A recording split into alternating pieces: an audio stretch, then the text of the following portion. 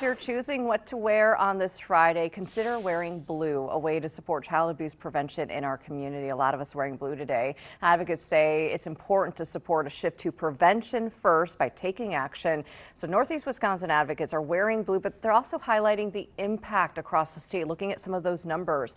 In 2024, more than 70,000 abuse, neglect, and maltreatment cases involving minors were referred to Child Protective Services. That included almost 27,000 alleged victims. More than 24% of those referrals came from law enforcement. Over 20% came from school staff. Officials say they're working hard to get that number down by preventing it in the first place and having resources available to help families. The Brown County executive, his name is Troy Streckenbach, has made a proclamation for Wear Blue Day, hoping you'll sport the color in recognition of Child Abuse Prevention Month. Officials say one child in Brown County died of physical abuse in 2024.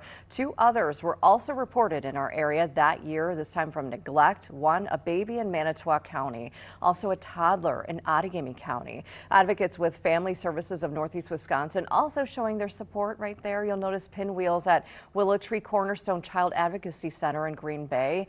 Each pinwheel on their lawn represents a child Willow Tree helped so far in 2026, whether it was for sexual or physical abuse, neglect, or other forms of maltreatment. Also, the lights on the Bart Starr Bridge in Green Bay, blue at night, showing support. The U.S. Office of Administration for Children and Families says in 2024, more than 530,000 children were victims of abuse and neglect in the U.S. Advocates say what prevention looks like is supporting those programs and families in our communities and creating safer futures for kids.